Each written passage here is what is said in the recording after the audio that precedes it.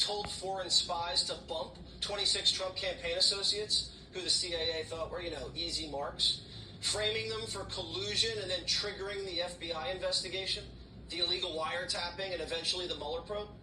We also learned there are classified documents that prove all of this, that Trump might have copies of, and it could be why Biden raided Mar-a-Lago. Now, today, Michael Schellenberger and Matt Taibbi dropped another bombshell. Russia didn't want Trump to win in 2016. Russia wanted Hillary, and the CIA knew it. Russia saw Hillary as manageable and predictable.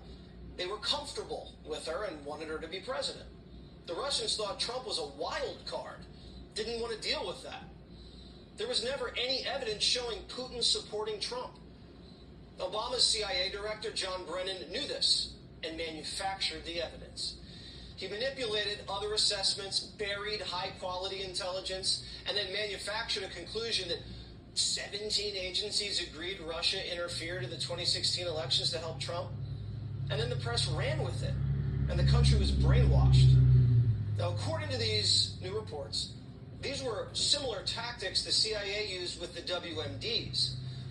This has severely wounded our body politic, warped our minds, and wrecked our trust in national security institutions. We deserve the full accounting of this hoax immediately, every document involved. Thankfully, Matt Taibbi and Michael Schellenberger have made great progress, and Mike joins us now. Mike, tell us what this new cooking the books situation really is all about. Sure, Jesse, it's good to be with you. Well, I think some people wonder if this is old news or maybe if this has been reported. I want to assure you that it has not been reported until now.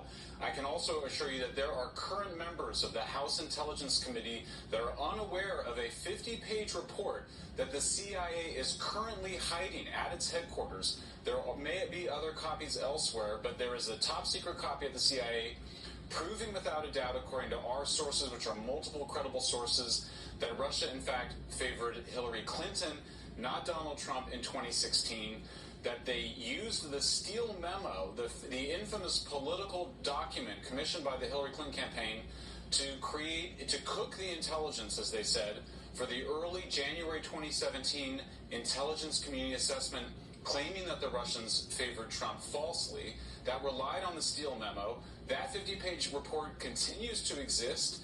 It likely exists with the other intelligence information, including potentially raw intelligence documents, showing that the evidence was very strongly on the side, the best evidence was on the side that the Russians favored Clinton for the continuity and stability, that they were concerned about Trump for being erratic and being an unknown quantity, and that the quality of the evidence that contradicted that was much lower, and that Brennan's people manipulated the sourcing, so to speak, the quality ranking given to the sources to come up with really the opposite outcome of what the truth was. So the election has just happened. Hillary has lost.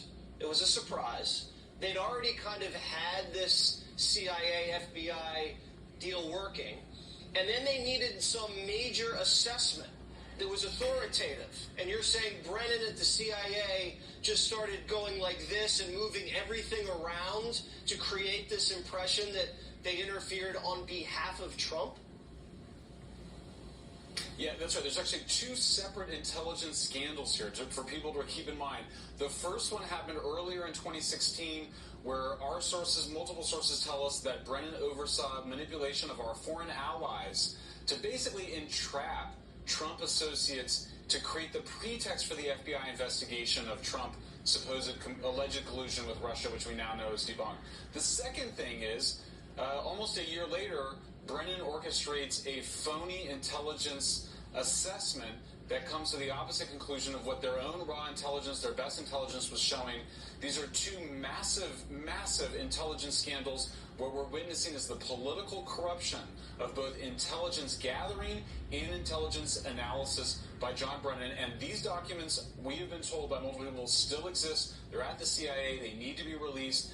They're probably part of this larger binder, which may have the other documents to support both the evidence of both of these scandals. How do we hold Brennan accountable?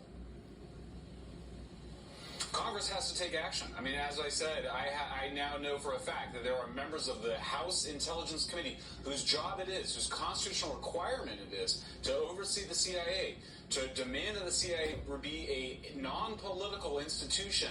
They need to hold them to account. There need to be hearings on this. They need to get to the bottom of that. We need that 50-page report and the binder and the rest of the documents. Well, I agree. I'm not relying on Congress to do much of anything these days. I do like the CIA interfering in other people's elections. Pieces of shit. Just not ours. That's a line we can never cross. Schellenberger, thanks so much, and thanks to you, Matt.